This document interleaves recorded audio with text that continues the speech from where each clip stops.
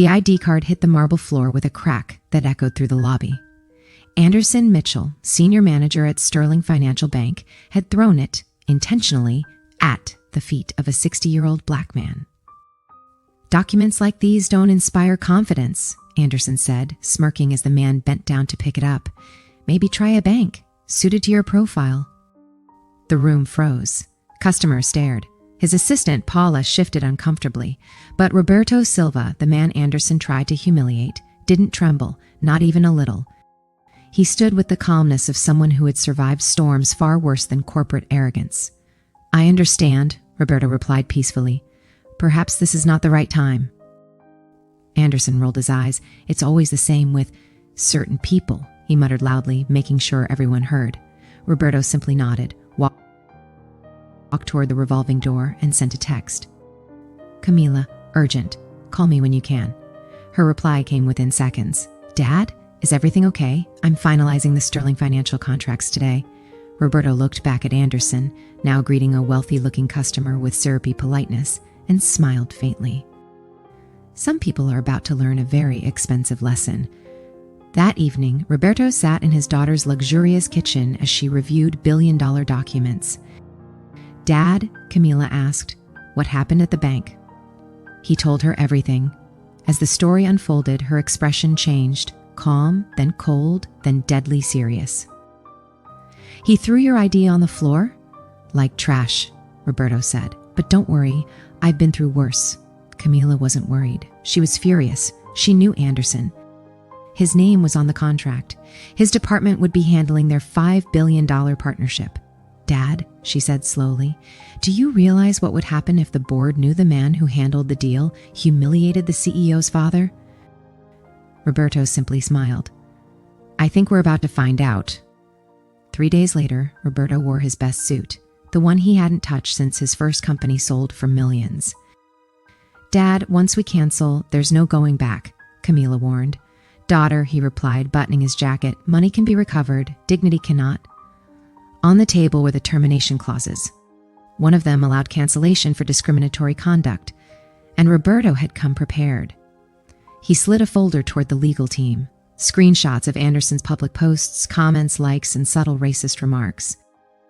Years of digital fingerprints. "Good Lord," the lawyer whispered. "He's not just arrogant," Roberto said. "He's consistent." Meanwhile, Anderson strutted into the bank feeling invincible. The administration had summoned him for an urgent strategic meeting. He assumed it was a promotion. "Paula," he said proudly, "prepare my special coffee. Today is historic." At 9:45, Paula rushed in, pale. "Anderson, there's a problem." "What now?" "The Silva family is here." "Who?" "The old man from yesterday. He's with a woman who says she's the CEO of Coleman Industries." The color drained from Anderson's face. Coleman Industries. The $5 billion contract, the account he had bragged about landing. He ran to his computer and typed, "Roberto Silva," and the search result nearly made him faint. Father of CEO Camila Silva. Net worth $120 million plus. "Oh my God," Anderson whispered. He sprinted to the meeting room.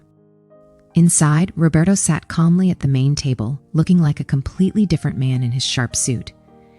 "Mr. Mitchell," Camila said coldly. "You remember my father, I believe?" I didn't know." Roberto raised a hand. "Interesting. I thought all clients deserved respect, not just the wealthy ones." The regional director rushed in, panicked. "Miss Silva, Mr. Silva, we apologize. Anderson will step out." "No," Camila cut in. "He stays. After all, he inspired our decision." "What decision?" Anderson croaked. Roberto smiled. "To cancel our $5 billion partnership." Silence slammed the room. The director staggered backward, and then Camila slid the evidence across the table, Anderson's discriminatory posts and comments. "That's taken out of context," Anderson stammered. "Just like throwing my father's ID on the floor," Camila replied. The director tried to salvage the moment. "We'll fire him immediately. Please reconsider." "It's too late," Roberto said, standing. "Yesterday, I was just a customer. Today, I am the father of the CEO you just lost." They walked out, leaving Anderson trembling, his career collapsing in real time. 2 weeks later, Anderson was fired. His humiliation became internal legend. Meanwhile, Coleman Industries signed a $5.2 billion partnership with Commonwealth National. Better terms, more respect.